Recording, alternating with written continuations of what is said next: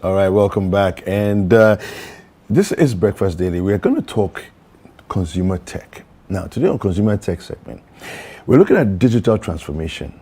You see, these days where vaccines have become the talk of the day, your business also needs to be vaccinated so that it doesn't fall into, disease conditions that are irreparable. I've been joined in the studio by Hannah Kwanzaa, who is a tech consultant, and she's going to help us to understand digital transformation, the vaccine that your business needs. Hi. Hello. How are you? Happy New Year. I'm fine. It's good to see you. It's first time in the new year? Yes. All right. And so what vaccination should we be looking at as business? Thank you. So we have started, it's quite early in the year. Some businesses are actually coming back to the office. Yeah. And it's important that we have an expectation for this year, even personally and also business-wise.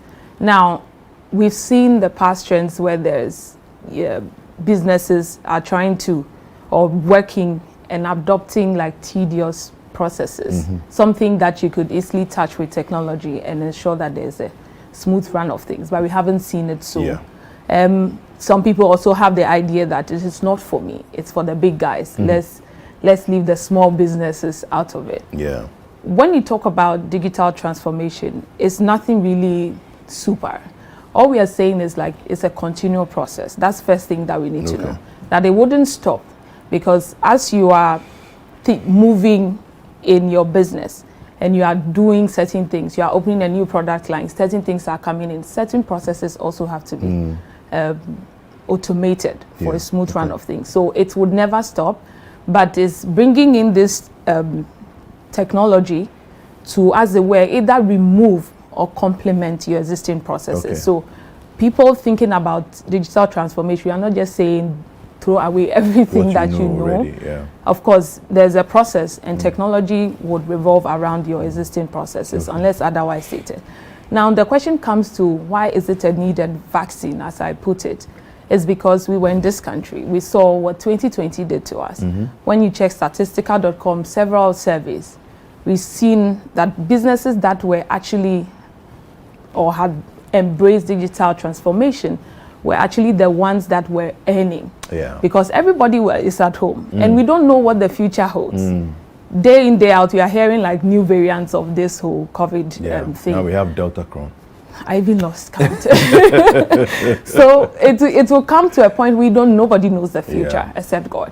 So we have an issue that we may have something like that, another big break on our hands. We don't know about it. So it hedges you, sort of builds resilience for the future. You don't know exactly what is coming. But the conversation hasn't really been started, and people also think it's not for me, it's quite expensive and all that. So I'd like to touch on reasons why it's needed. Let's get into so we have to also consider cost. Some people would say that, oh, these technology guys, they are expensive. Yes. It's yes and then a no, based on the scale of your business. If you are talking about like a big enterprise, like all you have your big banks in the Ghana, we are talking about a different thing. And if you talk about the SMEs, this is the local guy selling or producing clothes just at the junction. Now we've seen that if you are building up cost elements, I that have embraced technology, or say I have a virtual store, I only have a machine perhaps in my house and I'm sewing from there. I wouldn't have to be costing elements as a sales agents at my multiple shops across town into the price of a simple apparel that I'm producing. But if it's on the business side, there's also reduced cost, because if certain processes would have taken you ordinarily 20 minutes to send a batch of files, somebody has to walk to the 10th floor and put it there. Somebody has to come down. It's sort of, you are working, but you are producing less. You are not actually being productive. Whereas if you had like a system network sharing in place, or document sharing, yes, you could be able to move documents easily.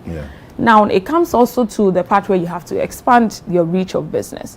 When you have embraced digital transformation, expanding your reach is relatively easy. Say I have I bake, so I have a page on Instagram. So what happens is, if I have to let's say, drop in a new menu, it's easy for me to communicate that to my base. Now, if I'm having several shops around town, it means this product that I've produced from the factory, it has to be moved to these shops, like to also serve the market. And if nobody comes to bypass there, they wouldn't even know that I'm there. A new product there. But if you're in the virtual space, you are having that exposure. Now, in terms of the big business side, the reach is having to open. Now, we've seen some banks are actually closing up branches. Because I foresee a future where the banks will just have a headquarter and just two central. Yes, we are coming over to the digital age. Then it now comes to the point where you are looking at customer service, trying to know your people. We have, back in the day, your mom, who is typically selling something, knows the customer that comes. The moment they are coming, they are mentioning the name. Hey, Kweku, you know, they know them. And those business processes is not actually far from technology. Because as your customer base grows, you will need to manage some of these things because people enjoy the personal relationship you have with them. So you could talk about CRMs, having CRMs in place that you can know Kweku has visited the shop, these are his preferences. So that if we know that this has been what he's been buying from us, we could tailor specific certain products to Kweku's timeline, then he to feel like we know Kweku personally, although he's somebody that has been passing through, you know, once in a while. But we've not seen that. The customer walks in, we buy, we don't have any information on the customer. We are not even collecting, there's business intelligence to several of them.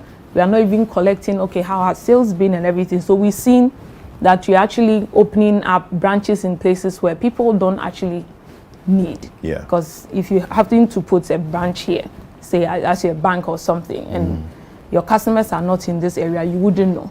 So some of these processes are really on the high side, depends on where you fall in terms of the business scale. But then there's also the smaller, simple applications that can help you get on.